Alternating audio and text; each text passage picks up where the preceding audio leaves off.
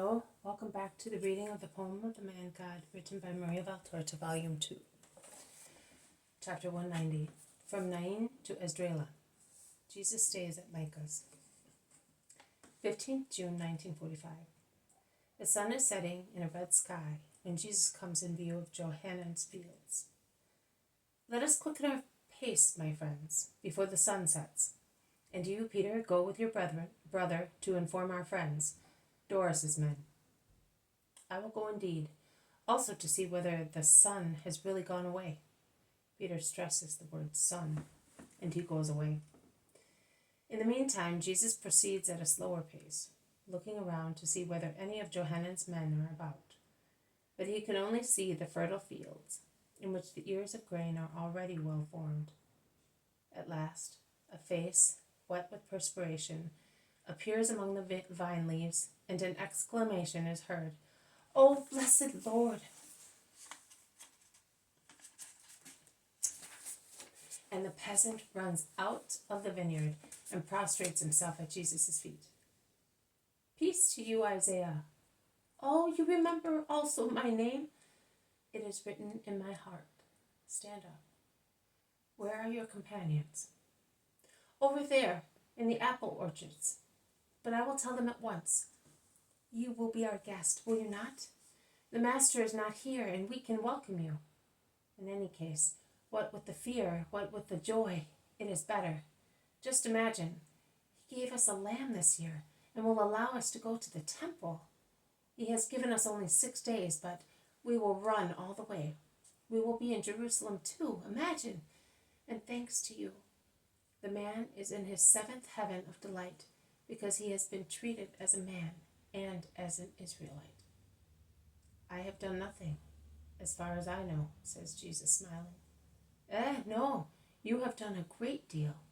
Doras, and the fields of Doras, and these ones here, which are instead so beautiful this year. Johanan was informed of your visit, and he is not a fool. He is afraid, and he is afraid. Of what? He is afraid that what happened to Doras may happen to him, both with regard to his life and to his property. Have you seen Doris's fields?" "I have come from Nain." "In that case, you have not seen them. They are a complete ruin." The man whispers that in a low but clear voice, like someone imparting a secret concerning something dreadful. "They are all ruined. There is no hay, no fodder, no fruit. Vines and orchards withered, dead. Everything is dead, like Sodom and Gomorrah. Come, I will show you." "It is not necessary. I am going to see those peasants." "But they are no longer here. Did you not know? Doras, the son of Doras, has scattered them, or dismissed them, and the ones he sent to the other country places which belong to him must not speak of you, or they will be lashed. Not to speak of you, that will be difficult. Also, Johanan said so to us." "What did he say?" "He said, 'I am not so foolish as Doras, and I will not say to you, I do not want you to speak of the Nazarene. It would be useless, because you would do it just the same, and I do not want to lose you by lashing you to death like untamable animals. On the contrary, I say to you, be good as the Nazarene certainly teaches you, and tell him that I treat you well. I do not want to be cursed too. Of course, he can see what these fields are like after you bless them, and what the ones you cursed are like. Oh, here are the ones who plowed the field for me." And the man runs to meet Peter and Andrew. But Peter greets him briefly and proceeds on his way and begins to shout, "Oh, Master, there is no one left. They are all new faces, and everything is laid waste. You could very well do without any peasants here. It is worse than the salt sea." "I know. Isaiah told me. But come and see. What a sight." Jesus pleases him after saying to Isaiah, "I will stay with you. Tell your companions, but do not go to any trouble. I have enough food. All we need is a barn to sleep in, and your love. I will come back soon." The sight of Doris's fields is really distressing. Fields and meadows are dry and barren. Vineyards are withered. The foliage and fruit of trees are completely destroyed by millions of insects of all kinds. Also, the garden orchard near the house looks like a desolate, dying wood. The peasants wander to and fro, uprooting weeds, crushing caterpillars, snails, earthworms, and the like, shaking branches under which they place basins full of water to drown little butterflies, aphids, and other parasites which cover the leaves and eat away the plant until it dies. They endeavor to find a sign of life in the vine shoots, which break like dry wood as soon as they are touched, and sometimes fall off the main branch, as if the roots had been cut by a saw. The contrast with Johannan's fields, vineyards, and orchards is most striking, and the ruin of the cursed fields seems more impressive when compared to the fruitfulness of the others. The hand of the God of Sinai is a heavy one, whispers Simon the Zealot.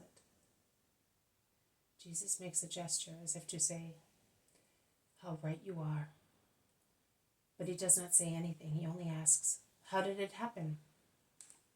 A peasant replies between his teeth, "Moles, locusts, worms. But go away. The steward is faithful to Doras. Don't cause us trouble." Jesus sighs and goes away.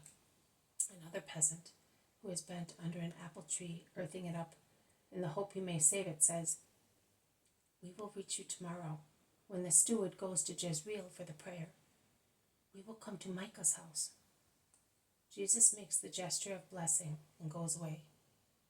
When he goes back to the crossroad, all the peasants of Johanan are there, and joyful and happy, they surround their Messiah and take him to their poor dwellings. "Did you see, over there?" "Yes, I did. Doris's peasants are coming tomorrow." "Of course, when the hyenas go to pray. We do that every Sabbath, and we speak of you. We tell what we heard from Jonah, from Isaac, who often comes to see us, and what we learned from you in Tishri. We speak as best we can, because it is impossible not to speak of you. And the more we suffer, the more we are forbidden, the more we speak of you.